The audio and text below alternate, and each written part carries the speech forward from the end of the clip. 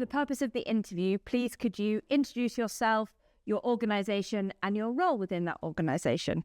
I am Dr. Florence Renou-Wilson from UCD, University College Dublin, School of Biology and Environmental Science. Given that your research is very much interdisciplinary in terms of shaping peatland policy in Ireland, what type of academic research do you think has the most significant impact on environmental policy and practice? I've been doing this all my life, but I didn't realize I was doing it. It's this idea that whatever we create knowledge, it needs to be helping somebody, something, somewhere.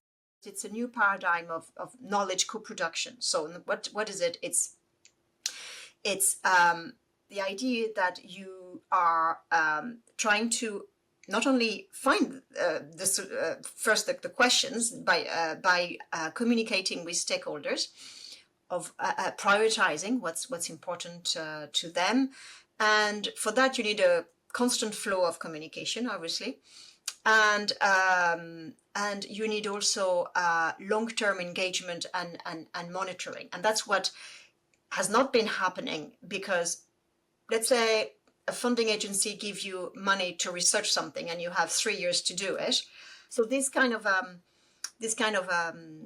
short-term research pattern is not good for that. You need long-term engagement and long-term monitoring, so that you can have good research then and efficient policy flows from that. How do you personally and train your students to ensure that their work is actually policy relevant as policy develops? So you need to look at different, I think, point of views and link your research to societal needs, because that is really the first step before anything else happens. Policymakers won't put the agenda on the table until A, there is obviously a bit of research, B, there is a problem, C, there is a solution. Because if there's no solution, they're not going to start something that is going to bring them down into a rabbit hole and no solution. So you need to know all that. But at the start it needs to affect a certain amount of the population. Okay, so who is it affecting? And that's where I think you need to ensure that your research is then affecting what part of the society, and understand that part as best as you can. And unfortunately, that's usually not what we're paid for, and we're usually too busy, and things are moving very fast, unfortunately. And in our area of research in environment, it's not like, I wish sometimes I just studied physics, and the laws of gravity don't change every year. Every year we just constantly getting, we're changing. These things are changing, and maybe that's what makes it exciting as well, is that you need to understand what's changing, because what you thought 10 years ago and how you did research 10 years ago is not maybe applicable today. So you really need to keep an open mind and be willing to be flexible in how you do research then, so that you can inform then and be policy relevant.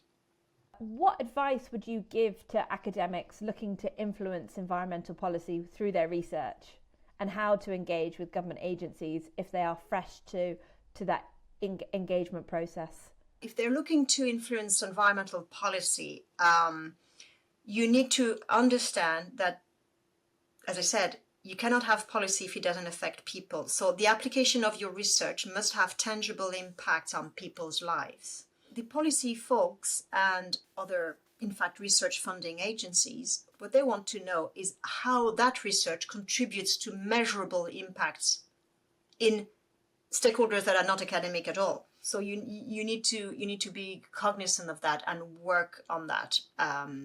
And that changes every day how you do that. It could be social media, or it could be other ways. Now the funding agencies have useful companies now that are involved in public knowledge communication. So you need to actively engage with them.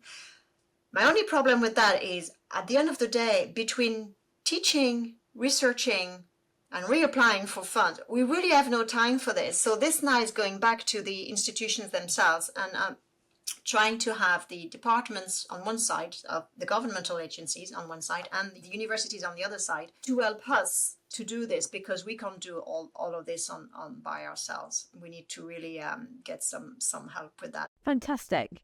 Flo, thank you so much for your time.